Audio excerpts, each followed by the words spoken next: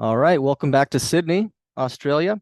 We're now going to finish off our lectures talking a bit about current populations as well as um, economic geography, and then finishing with some Aboriginal aspects.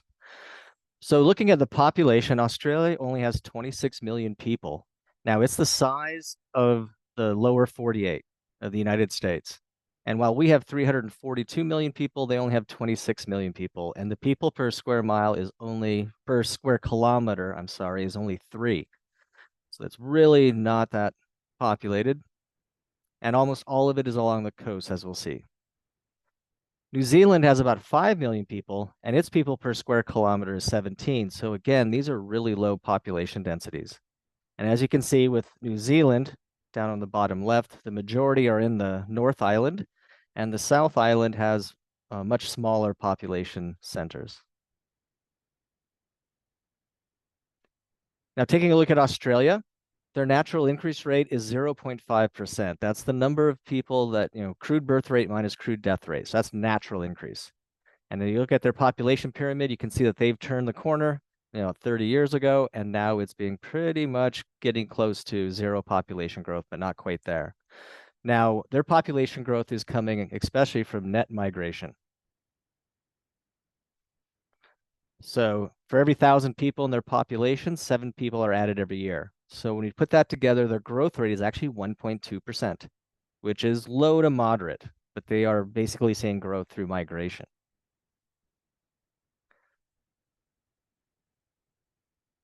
New Zealand's almost exactly, well, pretty much exactly the same. Natural increase rate, 0.5%. So not a lot of natural increase, but the migration rate is where they're getting most of their growth from. And so their growth rate is actually 1.2%. You can see how their population pyramid is flattening out. Now, the majority of Australia's population is in urban areas along the coastline. You look in the middle of the country and it's mostly desert and very dry, so there's not a whole lot of population centers there. So Sydney and Melbourne are the largest cities. We have Brisbane, which is up to the north on the north coast. Perth on the west coast has about 2 million, and Adelaide, which is the city that we go to on our study abroad, has about 1.3 million. But if you take a look at this, about 14.7 million means in the cities, mean that 60% of the country lives in 5 cities. And 40% is actually just in Sydney and Melbourne. Here's just a picture of Sydney Harbor with the famous bridge, as well as the Opera House, which is this interesting structure located over there, and really nice beaches as well. Now, in terms of migration, we talked a bit about this, but this shows kind of where their migration is coming from. And you can see the majority is coming from Europe, about 2.2 million, but you're seeing increasing amounts coming from Southeast Asia, East Asia, right? Also from South Africa and Sub-Saharan Africa, and a smaller amount coming from the United States.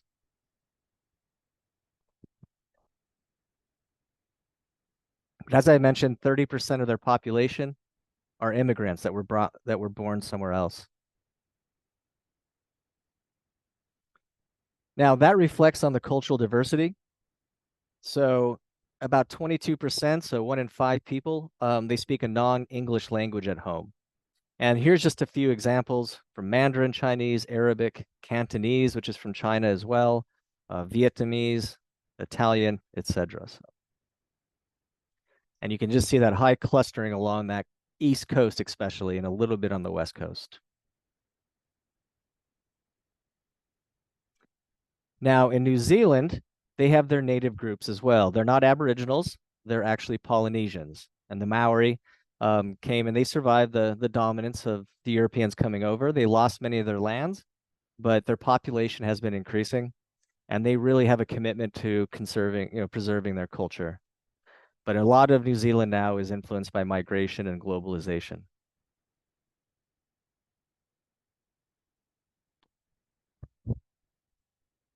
Now, Australia, in terms of their economy, a large percentage of it is actually from extraction of raw materials like mining. They have a very productive agriculture and animal goods, which we'll look at here in a moment. And they have increasing trade with China and other parts of Asia. And that's partly because of their geographic proximity to those locales. New Zealand has a lot of a focus on agricultural products and trade. And sheep and wine are two of the ones that are very famous coming from New Zealand, along with cheeses and other products that come from cattle.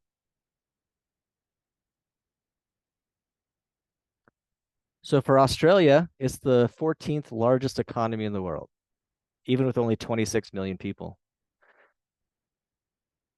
Their per capita GNP is 60,000, so that's pretty solid. And then their gross domestic product by sector, their production, 61% is in services. That includes things like tourism, education, finance, things of that nature. 14% from manufacturing construction, which is pretty high, and 7% from mining, which is actually relatively high for countries from the Western world, and about 2.2% in agriculture, which is a little bit less.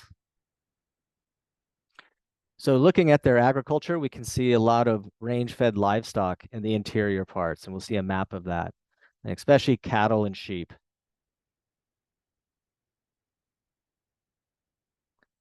And then their croplands include wine production. We'll see on the next map, especially in the south and the west. They do have a lot of wheat production located nearby in the south and a little bit in the west, and then sugarcane in the north east.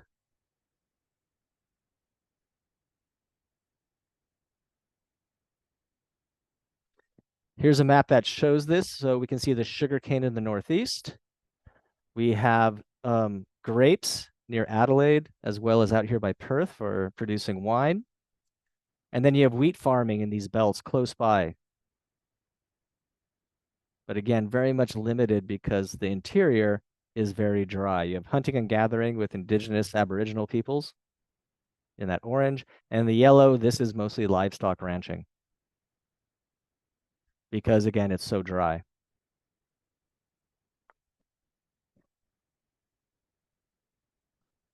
Now, mining is a major industry, of course, in Australia.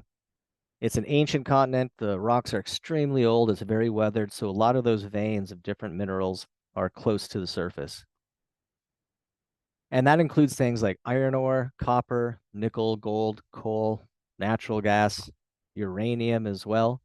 And down here we see a pit mine, probably for iron ore extraction, but maybe copper.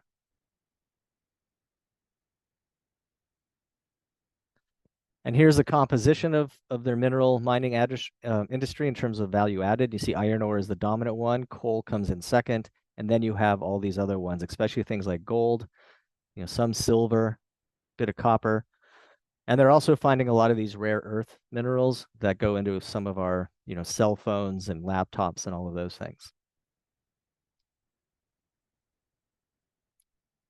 And taking a look at this just shows some of the, the growth and where coal, iron ore, and gas is found. And Perth, out in the western side, has quite a bit of wealth because they're located in that western section with those very old rocks, and the minerals are close to the surface. So you see a lot of that being mined in those areas.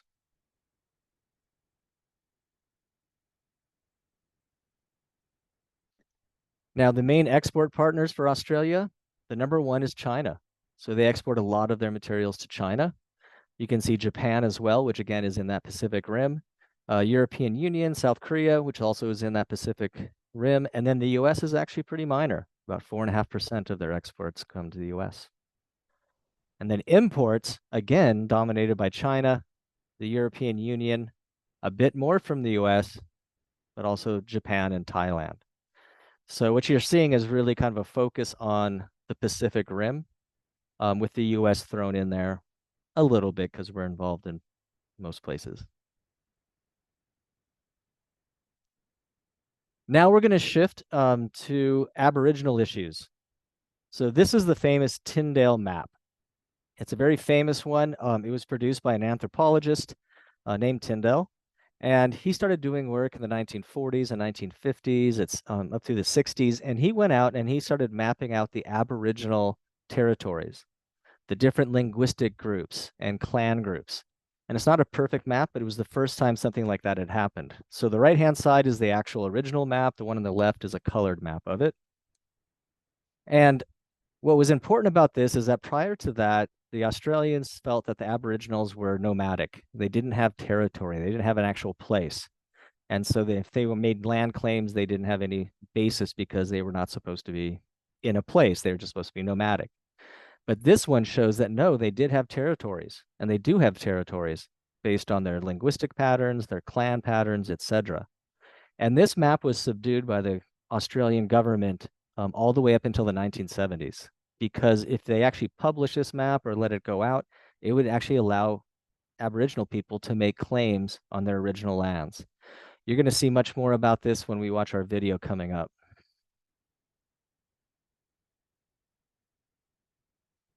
But based on that, after that map was eventually in the 1970s published, then Aboriginal people started making claims on their ancestral lands. So here is one. In 1993, they finally passed the Native Title Bill, which allowed them to, take control of some of their original lands. And so the purple are areas that they've gotten control of. In Maoris, in New Zealand, they had things like water rights and a bit of sovereignty. And today, this is land claim applications in green by Aboriginal populations of their original lands based on the Tyndale map and the acknowledgement that there are many different groups and that they did have ancestral lands. And that's something that's really important.